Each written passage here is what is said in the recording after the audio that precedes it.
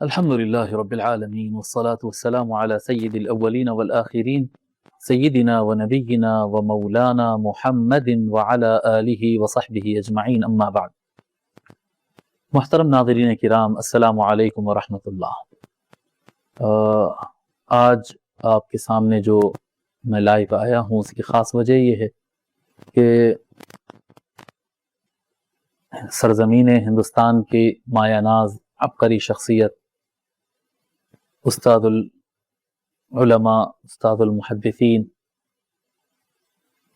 علامہ سید سلمان حسینی ندوی رحمہ اللہ تعالی کے انتقال کی جو خبر ملی ہے وہ بہت بڑا صدمہ تھی، اور یعنی حقیقت میں بتا رہا ہوں کہ میں بہت زیادہ وہ خبر جب سنا تو میں بہل گیا، اگرچہ کہ یہ بات مسلم ہے کہ ہر آنے والے کو جانا ہوتا ہے، ہر آنے والے کو جانا ہوتا ہے، اور خود مولانا جو ہے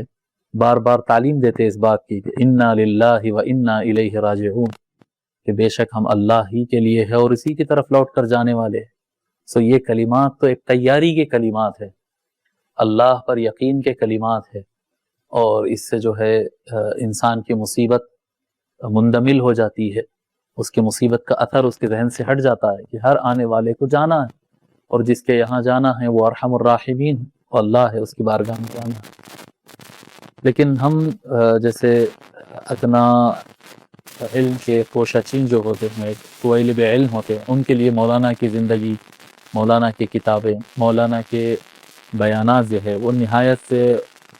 بڑا سرمایہ، عظیم سرمایہ یقیناً جو چھوڑ گئے ہیں وہ بہت بڑا سمندر انہوں نے علم کا چھوڑ گئے، لیکن وہ جو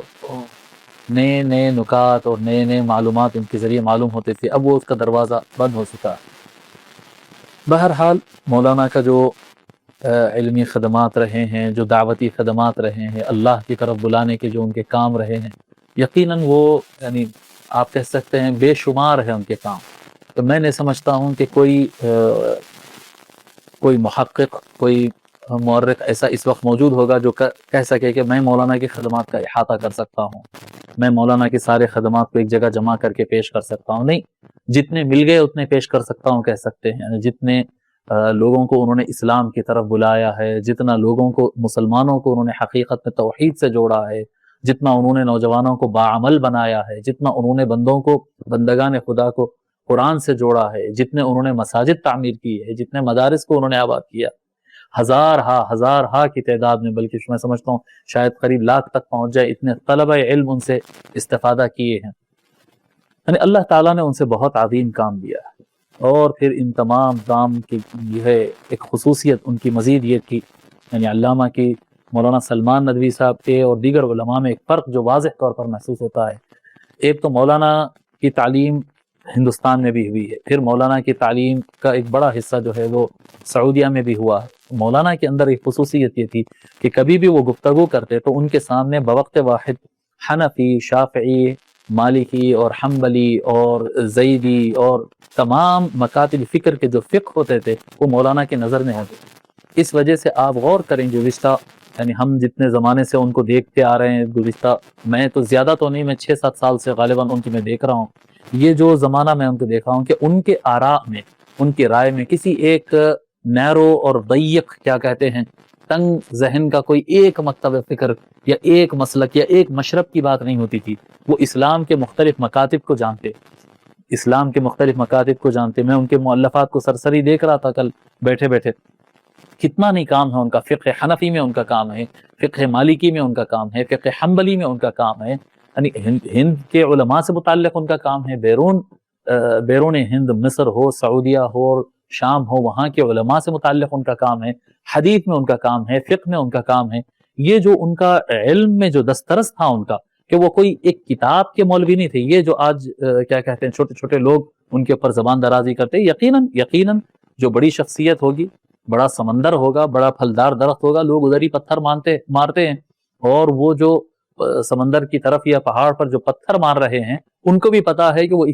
ان کی اوقات ہی اتنی ہے کہ وہ پتھر ہی مار سکتے اور کچھ نہیں کر سکتے۔ ورنہ مولانا کے جو آراء ہوتے تھے، ان کا جو علمی تبحر ہوتا تھا، وہ یعنی آج ہندوستان میں، میں سمجھتا ہوں ہندوستان میں ان کا کوئی مثال نہیں ہے، ان کا کوئی نظیر نہیں ہے۔ پھر اس سے بڑھ کر جو بات تھی ان کے اندر کہ وہ جو بات حق ان کو معلوم ہو جاتی ہے، جو حق ان کو پہنچ جاتا ہے، اس حق کو بیان کرنے کی جو اللہ تبارک و تعالیٰ نے ان کے اندر ہمت، شجاعت اور صلاحیت عطا فرمایا تھا، وہ ندارد ہے۔ وہ آج کے زمانے میں یعنی علم کی کمی ہے۔ اگر علم کسی کے پاس، چند افراد کے پاس اگر اس لیول کا علم بھی حاصل ہو جائے تو ہمت کہاں سے لائیں؟ مولانا سلمان ندوی صاحب کی جو خصوصیت تھی وہ یہ ہے کہ وہ جو علم جو صحیح سند احادیث سے ثابت ہو جائے، جو کلام اللہ سے ثابت ہو جائے، جو اسلامی لٹریچر سے مضبوطی سے ان کے پاس ثابت ہو جائے، پھر اس کو بیان کرنے میں نہ وہ اقلیت سے ڈرتے تھے نہ اکثریت سے ڈرتے تھے۔ جی، کون مخالف ہوگا، کون مؤید ہوگا، لوگ کو اچھا لگے گا، لوگ کو برا لگے گا، اس کی پرواہ کیے بغیر یجاہدون فی سبیل اللہ ولا یخافون لومۃ لائم کی جو کیفیت مولانا کے اندر تھی، وہ میں سمجھتا ہوں چراغ لے کر ڈھونڈنے پر بھی شاید سرزمین بر صغیر ہند و پاک کی زمین پر ملنا مشکل ہے۔ مولانا سلمان ندوی صاحب کا جو معاملہ ہے، اللہ تعالیٰ نے ان سے قرآن کریم کی خدمت لیا اور حدیث شریف کی خدمت لیا اور فقہ میں اور عربی زبان کی ترویج میں اتنی بڑے ان کے خدمات ہے۔ پھر ساتھ ساتھ اللہ تبارک و تعالیٰ نے جو ان سے عظیم خدمت لیا ہے وہ اہل البیت، جو آقا نبی اکرم صلی اللہ علیہ وآلہ وسلم الثقلان ہمارے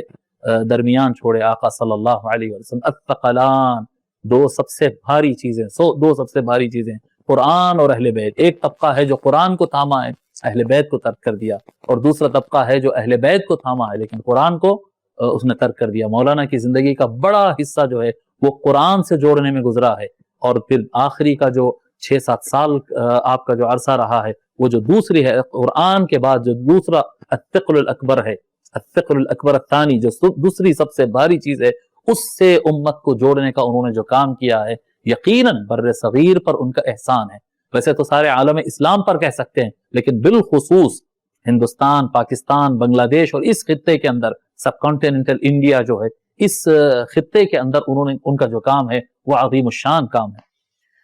یقیناً ان کی بات سے بہت سارے لوگ کو اختلاف ہوا ہے، لیکن میں بہت سارے اختلاف کرنے والوں کو سنا ہوں، آپ لوگ بھی سنے ہوں گے جی، جو لوگ ان کی مخالفت میں بات کرتے تھے، جو لوگ ان سے متعلق بات کرتے تھے، وہ لوگ صرف گالی دیتے تھے، برا بھلا کہتے تھے، کیا کہتے ہیں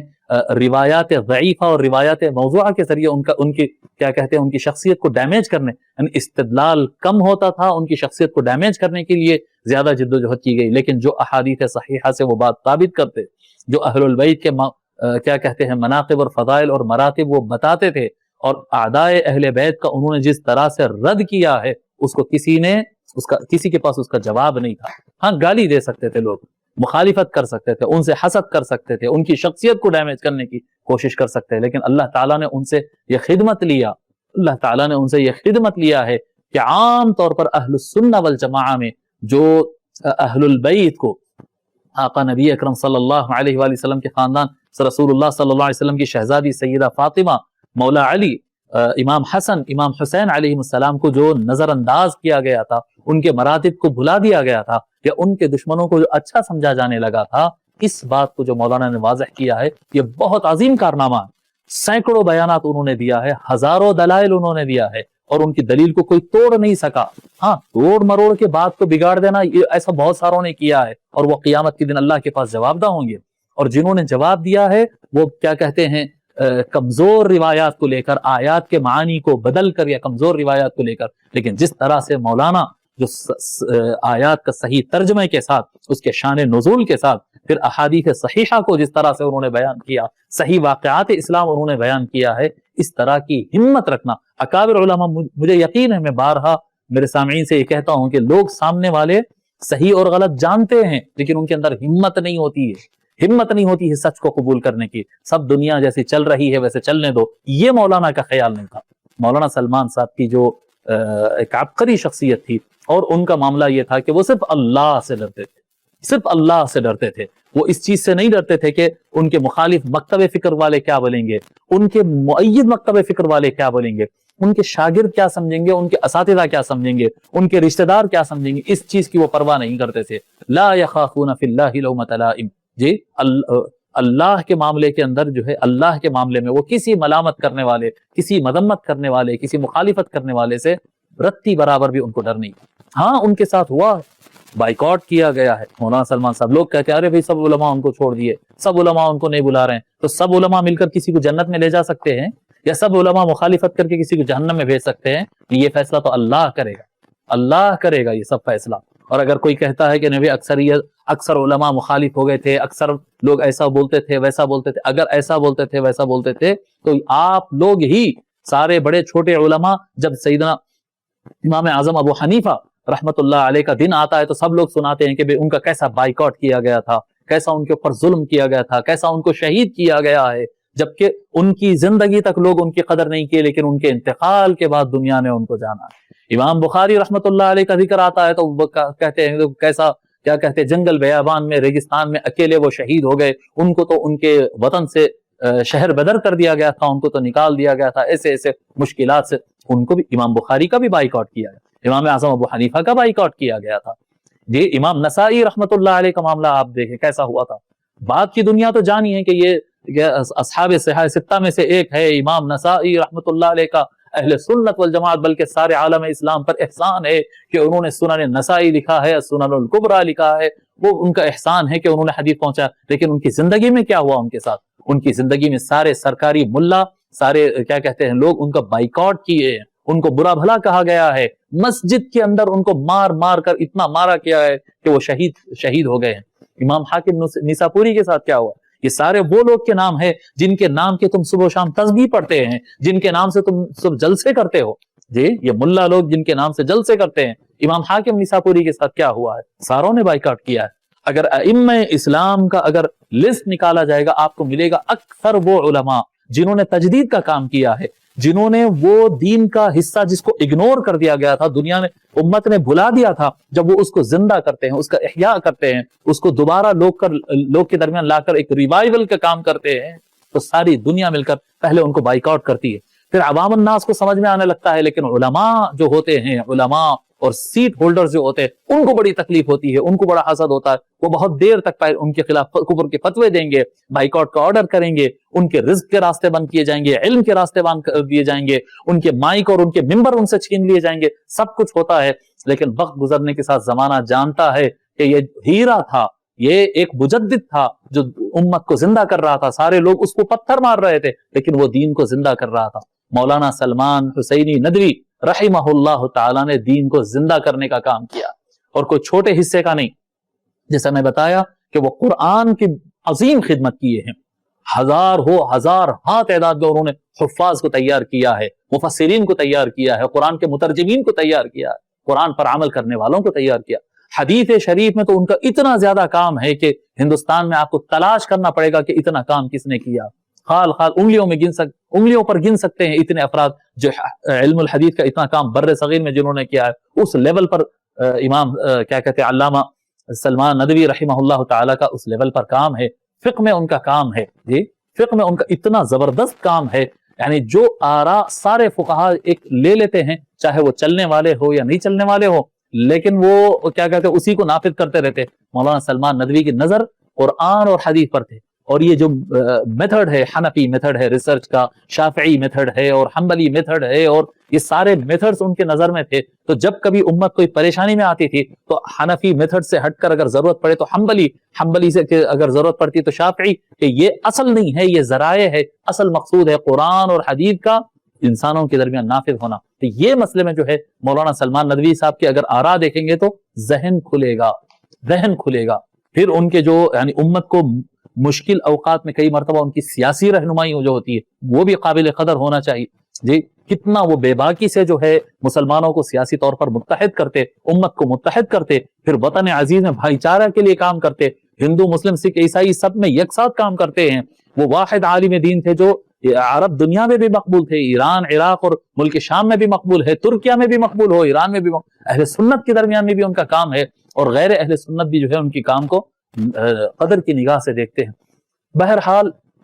ہر زمانے میں جو آدمی تجدید کا کام کیا, لوگ کی اصلاح کا کام کیا ہے, عام الناس اور علماء کرام ابتدا میں ان کی مخالفت کیے, پھر عوام کو سمجھ میں آیا, پھر علماء اس کو ماننے لگے ہیں. بس یہی معاملہ مولانا سلمان حسینی ندوی رحمہ اللہ تعالیٰ کا ہے. لہر ان کے خلاف چلی ہے, لیکن وہ لہر کی کوئی اوقات نہیں ہے. کیونکہ مولانا سلمان صاحب جو کام کیے ہیں وہ اللہ اور اس کے رسول کا کام، وہ خدمت اسلام کا کام ہے. اس لیے یہ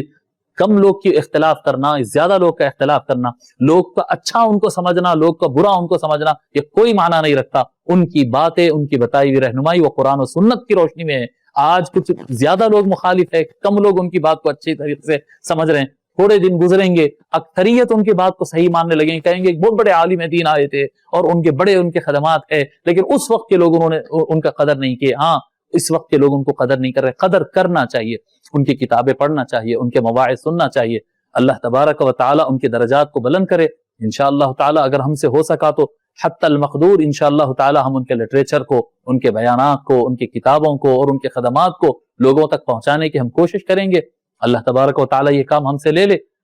ان کے احسان کو ہم کبھی بھولیں گے نہیں انشاءاللہ تعالی. سرزمین ہند کے لوگ ان کے احسان کو نہیں بھولنا چاہیے. بہرحال ہم دعا کرتے ہیں کہ اللہ تبارک و تعالی ہم سب، میں، میرے ساتھی سب، ہم سب دعا کرتے ہیں کہ اللہ تبارک و تعالی ان کے اس اعمال صالحہ کو قبول فرمائے. اور اللہ تبارک و تعالی اگر بحیثیت انسان ان سے کوئی خطا ہوئی، اللہ تبارک و تعالی ان کے خطاؤں کو حسنات سے مبدل فرما دے اور ان کے اعمال صالحہ کو قبول فرمائے، اور ان کی یقین ان کی خدمات کو اللہ تبارک و تعالی قبول فرمائے، اور اللہ تبارک و تعالی ان کی درجات کو بلند سے بلند فرمائے، اور ان کے خاندان کو، ان کے فرزندان کو، ان کے اہلیہ کو، ان کے بیٹوں کو، بیٹیوں کو، اور ان کے سارے رشتہ دار اور خاندان کو اللہ تبارک و تعالی صبر جمیل اور قوت عطا فرمائے، اور ان کے صالح اولاد، ان کے فرزندان اور ان کے کیا کہتے ہیں علمی اور روحانی اولاد، ان کے شاگردوں کو ان کے منہج پہ چلنے اور ان کے مشن کو آگے لے کر چلنے کی اللہ تبارک و تعالی توفیق، صلاحیت اور قوت عطا فرمائے. وما علینا الا البلاغ. والسلام علیکم ورحمۃ اللہ.